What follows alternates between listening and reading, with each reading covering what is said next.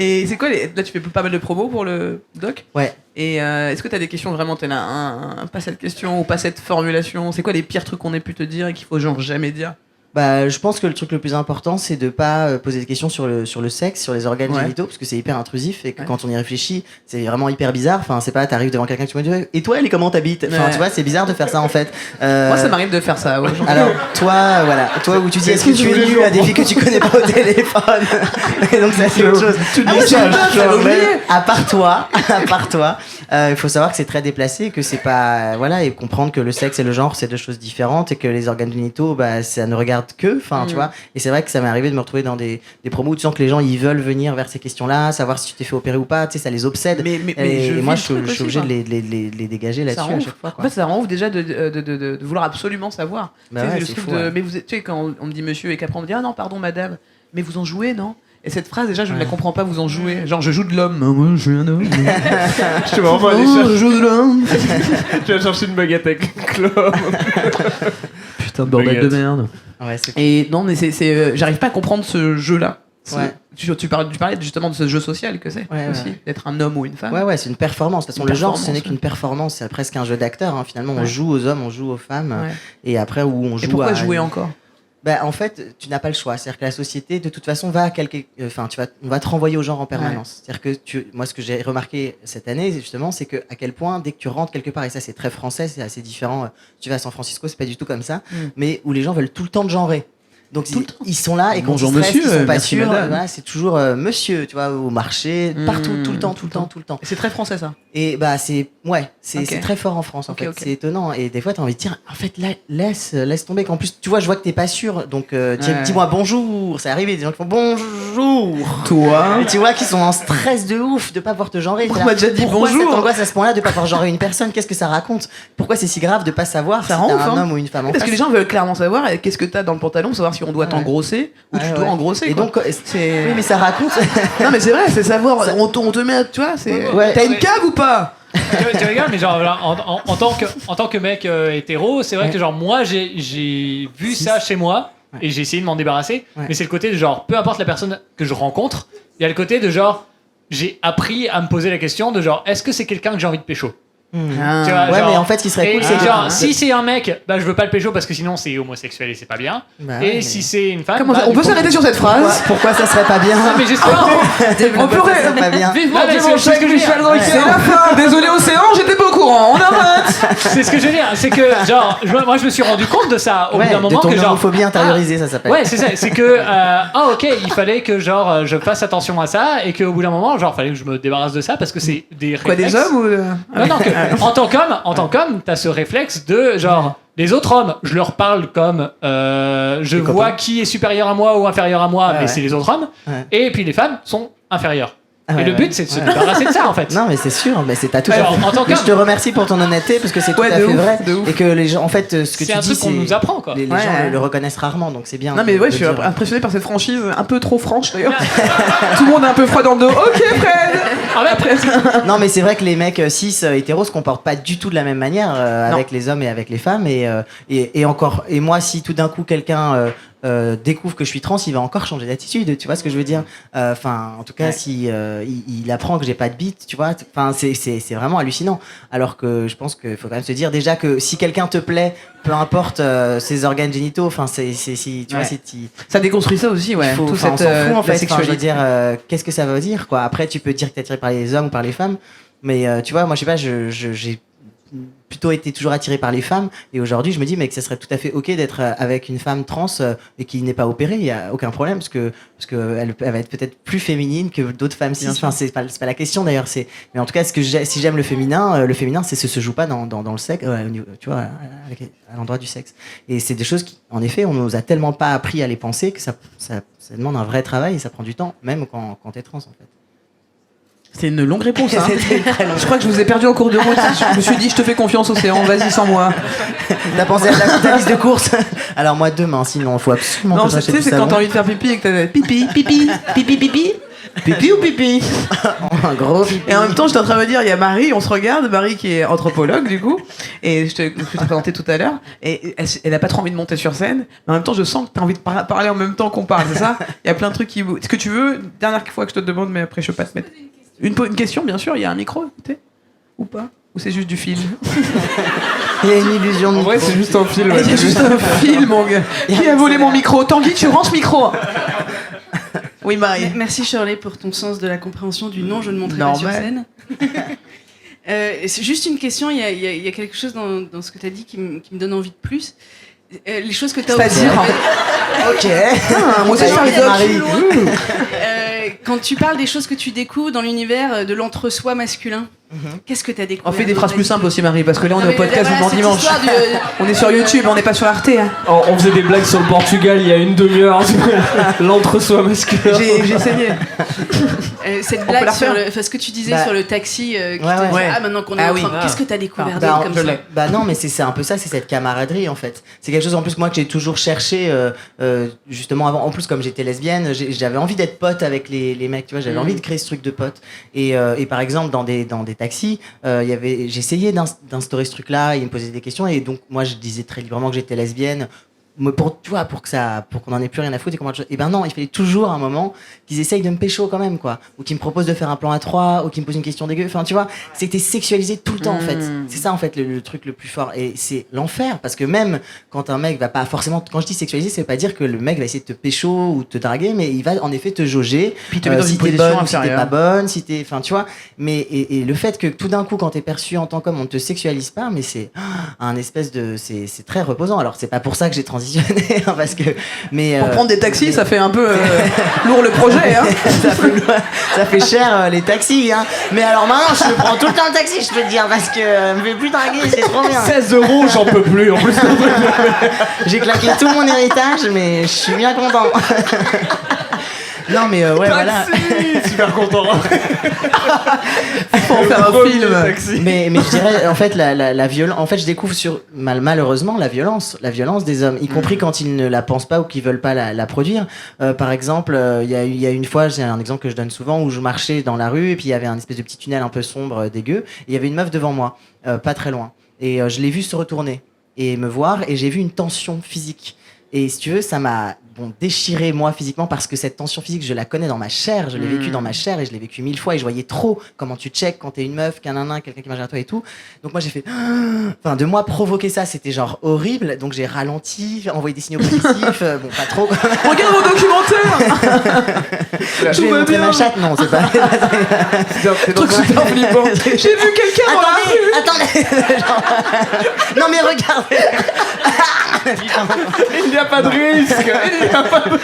Non j'ai pas fait ça. On s'en fout qu'en courant derrière. Et non mais j'ai. Taxi. Faut qu'on fasse ce film. Mais donc finalement, c'est là aussi que bizarrement, quand cette violence-là, tu la vis, tu l'as tellement intériorisée, c'est des réflexes que t'as, que tu dis pas, ah je suis en danger machin, mais juste tu check. Tu vois, ce check qu'elle a fait, et je pense qu'elle s'est même pas dit je vais checker, c'est des réflexes. Sauf que quand tout d'un coup toi tu te trouves dans la position de la personne qui provoque ça, tu la vois puissance 1000, alors qu'avant tu vivais avec, tu vois. Et donc je trouve que cette camaraderie, c'est même cet amour que je trouve qu'il y a entre les hommes, même s'il y a aussi de la rivalité, que ça peut être c'est qui le plus fort machin, il y a quand même une espèce de bienveillance, de sympathie qui est, moi, que je trouve atterrante, parce que vraiment je trouve pas que les hommes ont cette camaraderie là avec les femmes, et c'est vraiment dommage en fait. Et donc je dirais que c'est le truc principal. Après on va faire une liste, mais... Non, j'ai bugué. C'était un son qui est sorti. Pipi. Faut que je change de dealer. Donc ma conclusion, c'est qu'il faut absolument rééduquer les hommes, déjà, les hommes cis, et aussi les femmes à prendre le pouvoir, à s'affirmer. Il y a un autre exemple que je donne, et c'est bizarre, tu me poses une question sur les hommes et je te parle des femmes, mais c'est pas anodin. J'étais dans l'avion, la meuf arrive pas à brancher son casque ou je sais pas quoi, et elle me regarde, et elle fait vraiment genre, non mais nous les femmes, Ah merde. tu sais, genre elle s'excuse, Ouais. et sa main, mais j'étais là, mais j'avais envie de dire, mais meuf, mais t'es ouf. Et alors là, pour le coup, si j'avais été une meuf, elle aurait pas fait ça. Elle aurait été normale, elle aurait fait, ah putain, T'aurais ça mal me saoule, regardé, genre, me regarde pas, c'est bon. Hein. Ouais, c'est bon. Ou alors elle m'aurait dit, Bon, je suis en galère, quoi. Mais là, vraiment, c'est comme si elle s'excusait. Et en fait, ce que je voyais, c'est qu'elle voulait c'est des réflexes de rassurer tout le temps les hommes. C'est-à-dire que les femmes passent leur temps à rassurer les hommes en leur disant t'es tellement plus fort que moi, alors qu'on sait bien que c'est faux. C'est vraiment comme les chiens qui se mettent sur le dos pour dire c'est bon. C'est bon, c'est toi le mec. Non, mais tu vois, et c'était terrible en fait. Et donc je me dis, les femmes, déjà, j'ai envie de les encourager à prendre le pouvoir et à s'affirmer et tout. Et puis les hommes à un peu plus vraiment fermer leur gueule, faire attention et se rendre compte que même quand eux, parce que les mecs disent toujours mais moi je suis pas comme ça, moi j'ai jamais violé personne. Bon, ben n'empêche que il faut aussi faire gaffe avec le fait que comme les femmes subissent beaucoup de violences, d'agressions perpétuelles, tu dois faire doublement, triplement attention. Et si même toi t'es pas un violeur, c'est pas parce que t'es pas un violeur que c'est ok de venir faire un bisou à une meuf ou de lui parler trop près. C'est pas ok parce que tu sais pas ce que ça peut, ce que provoquer chez elle et voilà. Donc, mais je trouve que c'est bien ce que les gars se disent de plus en plus, par exemple pour le trottoir, justement, ne pas marcher derrière une fille. Dans la nuit et tout ça, ça passe le mot. Et moi, j'ai vraiment mis du temps à comprendre que je faisais partie des gars qui devaient changer de trottoir la nuit. Bah déjà, t'es noir, donc déjà, je Et je te jure, je l'ai compris une fois parce que j'étais derrière une meuf, elle accélère. Du coup, je me dis, mais il y a un gars derrière nous, on accélère. Et je crois. Non, mais vraiment, je crois qu'elle a vécu le pire harcèlement de rue. Parce que je l'ai dépassé carrément. Qu'est-ce que c'est? Et j'étais non mais vraiment je n'ai jamais vécu d'agression, jamais personne, c'est un peu vexant moi je te le dis hein. Jamais personne a fait viens ici. Tout le monde, il y a le mec qui a demandé que tu le suces. Oui mais il m'a dit s'il te plaît. Ah oui. C'était la première fois et ça m'a touché.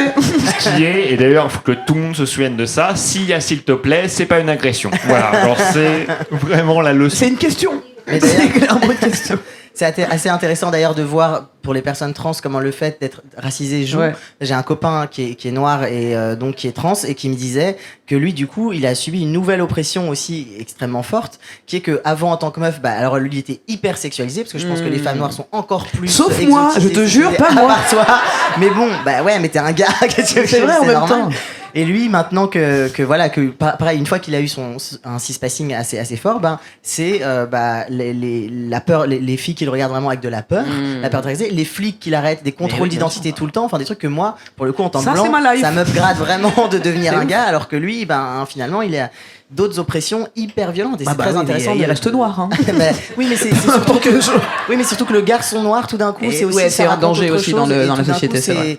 Non, mais c'est vrai, je le vis vraiment en plus. Je suis tout le temps en jogging. Tu vois, vraiment, c'est vrai que j'ai pas de. J'habite dans le 18e. Vraiment, on habite dans le même quartier avec Joseph et on vit pas les mêmes. C'est toi qui m'as agressé. Ouais.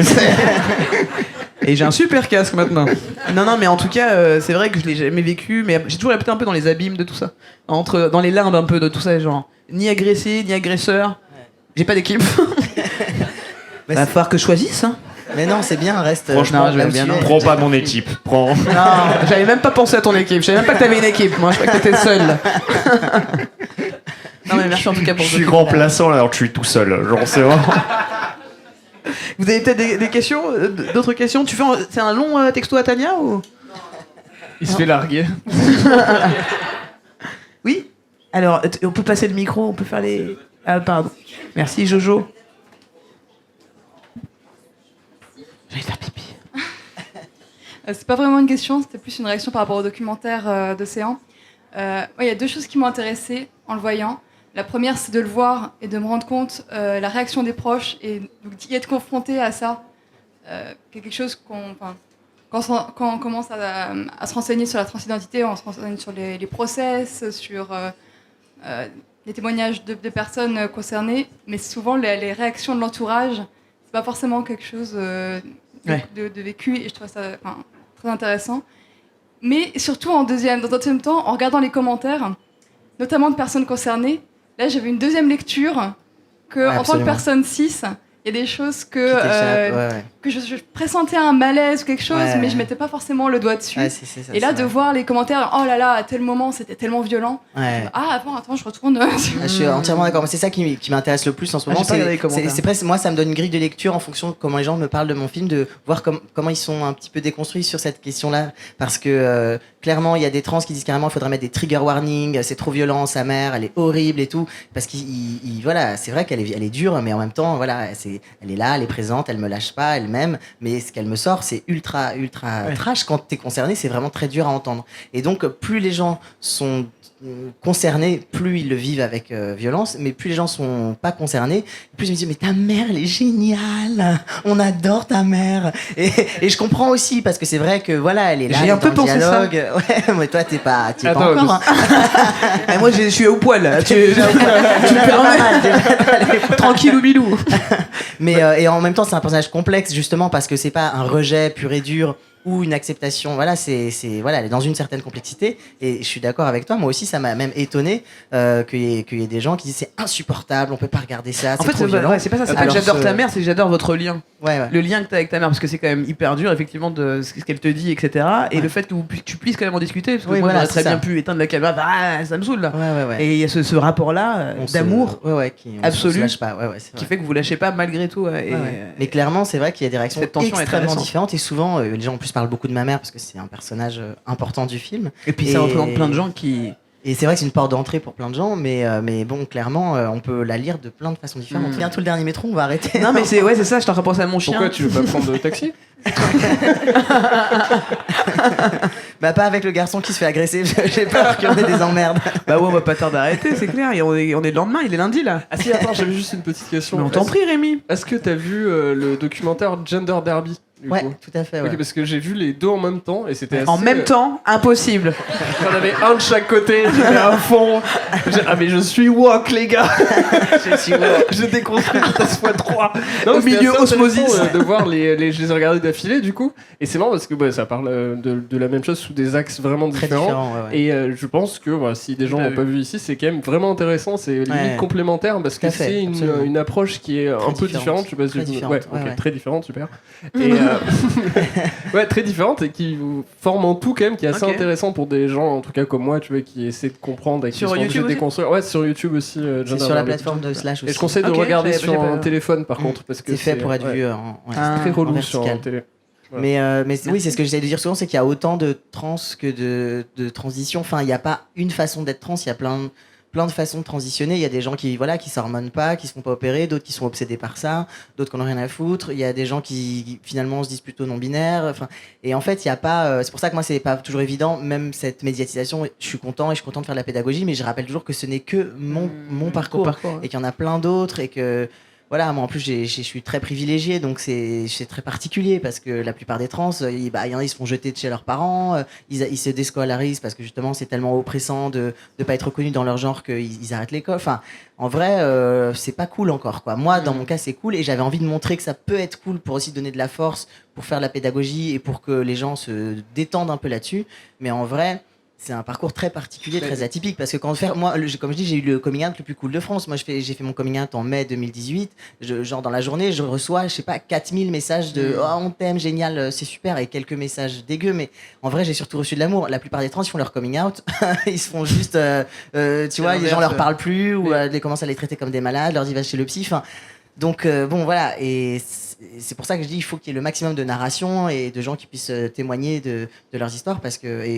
y compris sur le fait d'être une femme trans. Moi, je suis un homme trans, c'est plus facile, parce que les hommes, en effet, sont quand même mieux perçus socialement. Mais devenir une femme, surtout quand je danse, t'as pas encore de cispassing, tu te fais agresser tout le temps. Moi, mes copines trans, je vois leur vie, je suis là, putain, mais c'est un truc de ouf. Enfin, ce qu'elles se... Tu vois, tous les jours, dans la rue, alors elles ont encore plus peur que les femmes cis, parce que l'agression, elle est permanente. Parce que aussi les hommes, je dois dire, qui sont un peu violents comme ça les rend fous. Ça les rend fous qu'on va y aller vers le féminin. Le féminin est mal vu, surtout quand t'es un homme à la base, soi-disant. Même.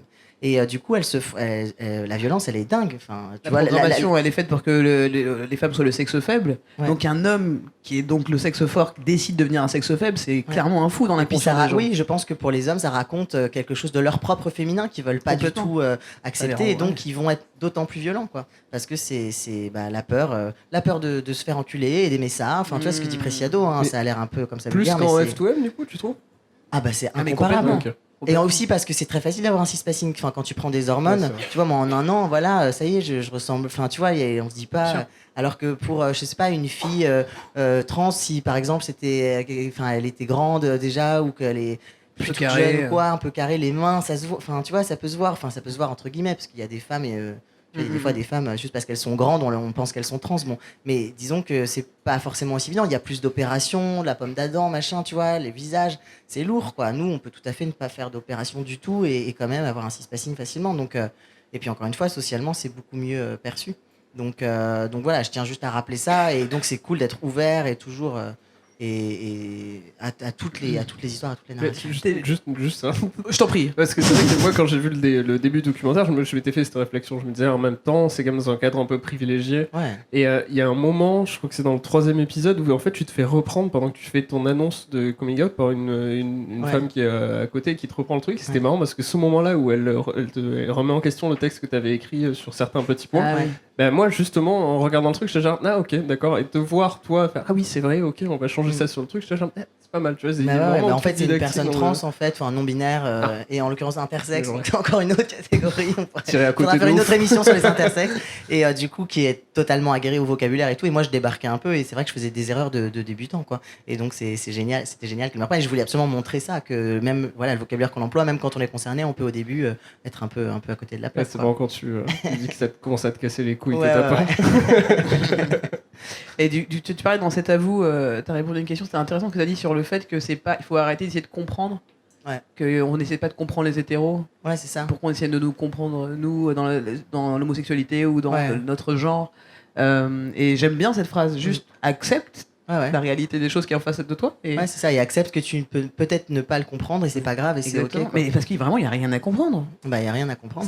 C'est pas il y a quand même, il n'y a pas de mode d'emploi. Peut-être dans mon cas, par exemple, je ne dois pas apprendre à comprendre. Non, il n'y a rien à comprendre. Parce que, par exemple, le mégenré ou alors par exemple tout ce que disait Fred aussi, c'est des trucs qu'il faut déconstruire, mais il n'y a pas que le vocabulaire. C'est vrai que quand on parle quand même vraiment un système global qui nous a nous aussi, enfin les mecs conditionnés, bien sûr, on doit vraiment comprendre, ça passe par ça aussi. Non, on doit désapprendre. Oui, mais pour tu moi, vois, si tu dis à quelqu'un il faut que tu désapprennes, tu vas être là genre il va falloir quand même peut-être comprendre qu'il faut le faire. Je pense que le mot est assez important de comprendre parce que non, mais moi, c'est pas moi qui l'ai dit, c'est Océan, donc réponds-lui à lui.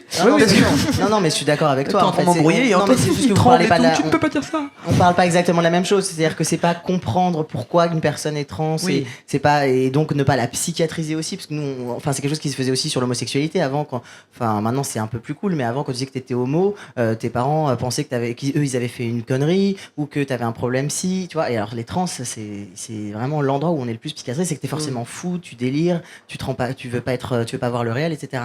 Donc c'est sur ça que je dis qu'il faut pas essayer de comprendre, il y a rien à comprendre. Après, de comprendre que le genre est une construction sociale, que sexe et genre c'est deux choses différentes, que on est conditionné, tout ça, c'est un boulot qu'il faut faire, absolument. Je suis d'accord avec toi. Parce que vous avez tous les deux raison. C'est bien ce que je pensais. Vous aviez tous les deux raison. Merci, professeur. Je m'en fous. On a fait que pour te faire plaisir. Et on n'a rien à foutre de ce que tu dis. Bon, bah c'était cool, hein. Moi j'ai envie de faire pipi. Moi je vais prendre le noctilien. Il est quelle heure? On était bien là. Il est 10h20. Il reste 6 minutes. Il reste 6 minutes, mais comment ça depuis qu'on a un timing à respecter? Moi je calcule un timing. Ah ok. Et on a encore 6 minutes si on veut. Okay. D'accord. Et on peut terminer maintenant ou on peut faire une chanson ou un exposé ou un... On peut faire ça. Oui, dites-moi. Une petite question, bien sûr. C'est mon choix ici. Ouais, de ouf. Non, mais depuis, ça a vraiment changé l'émission. Je vous ai changé l'ambiance, c'est grave. Vous disiez que des conneries. Conférence de presse Océan. Tu t'appelles comment? Marine. Très bien, Marine. Je travaille pour la Dépêche du Midi. Une question sur la saison de Béziers. Laissez-la parler. Que pensez-vous de la pêche? J'en profite justement parce que du coup, que ce soit Charlet ou Océan, vous avez tous les deux testé justement ce que c'était que faire peur à une femme dans le soir, etc. Mais je voulais savoir si un homme cis se rendait compte de ça, du coup. Donc il faut leur dire. Alors, vous faites peur aux meufs, bande de bâtards. Pour le coup, j'ai une réponse à ça parce que genre j'allais le dire à un moment. Calme-toi, parler. J'ai une réponse à ça. Mais tu m'étonnes que tu fais peur, toi. Avec la casquette de trucker. J'ai une réponse à ça vraiment en mode. Moi, je suis du même acabit que Joseph, c'est-à-dire genre je me suis déjà fait agresser et genre j'ai vraiment les attributs pour ça. Et genre, un moment, j'ai découvert qu'en fait, si je portais une capuche, par exemple, pour quand je rentrais à 2h du matin dans une rue, bah genre, tout le monde me foutait la paix, quoi. Avec une faux aussi. Alors, je dis... genre... Mais c'est pas ça sa question, c'était pas ça ta question. Sa question, c'est est-ce que tu te rends compte que tu fais peur aux meufs? Non, mais justement, ah oui, avec une capuche. Avec une capuche, ça passe de ouf.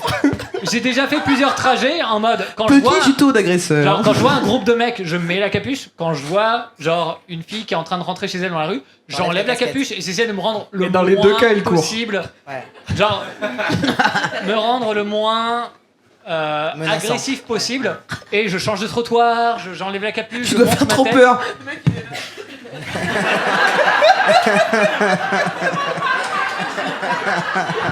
Le mec le plus flair de ouf. En changeant de trottoir à chaque fois.